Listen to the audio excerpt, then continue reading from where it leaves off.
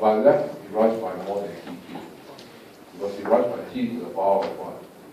1 and 1/3. Right? 2 to the power of 1 and 1/3 is greater than 2 to the power of 1. Okay, so in this case, this production function actually increasing with the scale.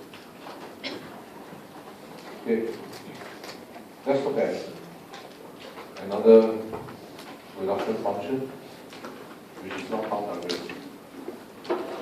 This production function. Now, obviously, if you look at this function, that means the two roots are 1. Perfect substitute, a straight line. Okay, don't worry about that, because W1 of return to scale, does this function has to be increasing, decreasing, or constant? How to find? Okay, the same old stuff. If I increase all my input by t times, okay? So increasing all the input by t times, the output cannot be q anymore. How much is the new output?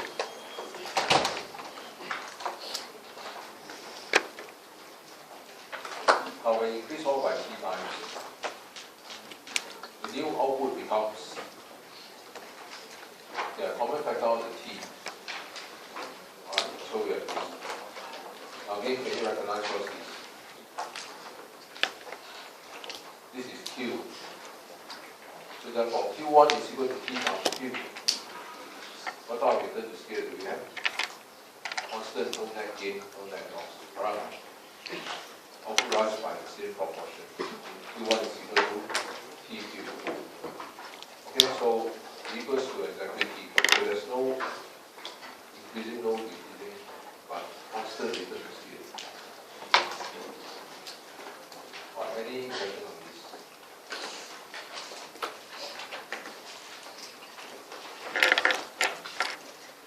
Okay. Now, no problem. Now we'll look at the demand for input. How much class so far? Oh, you haven't taken a test yet. Okay, so far. Other class Thursday, Friday, Saturday, Sunday, yours is today, right? You request for today, or next day. Next day, next day you forgot it.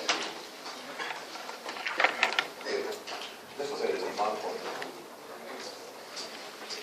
Now, how much capital and labor does the firm buy? Now, for your exam, the demand for input meaning A and L, will be tested on 2 types. So there are 2 different types of demand for input. One type, conditional demand.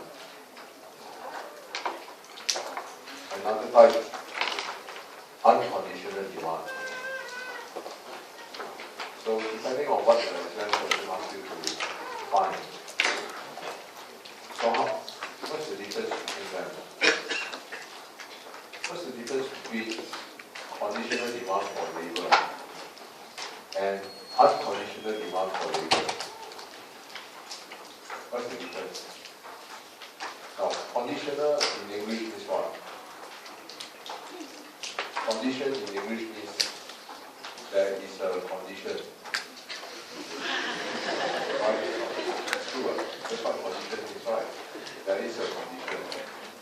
What is the condition? The condition is that you are given a certain amount of input to produce. This is a condition. Okay? It's the optimal choice of input that the firm use to produce a given level of output. Right, so that what this means is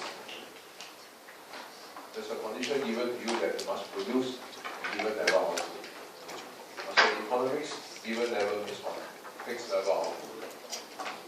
Now that means your customer comes to your factory and tell you, I give you a condition. produce for me 100 iPhone. This is the condition. Now, when the customer comes to you and tell you must produce for them 100 iPhone, so this is the condition, which means you as a firm, you cannot choose the optimal quantity to produce anymore, right? Because your objective is to maximize profit, and to maximize profit is not to produce 100 iPhone, right? You produce until when? Marginal revenue equal marginal cost, right? So when someone comes to you and says, look, I don't want you to produce what you like best. I want you to produce for me 100 iPhone. So he attached a condition.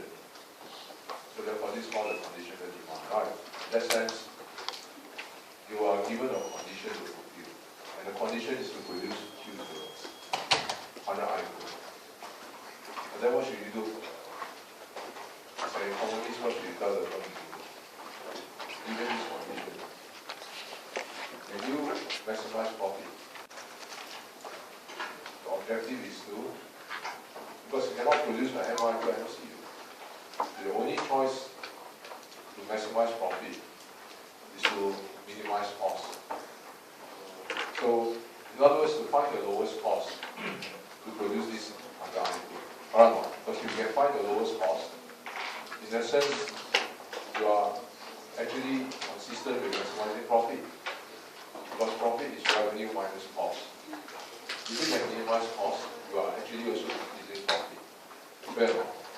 Okay, so this, forget about everything in terms of mathematics. The conditional demand is your mathematics must be set up to minimize cost. That's all. Okay? Now, so if the question asks you to find the conditional demand for labor and factor, you started by sorting out the best to minimize cost.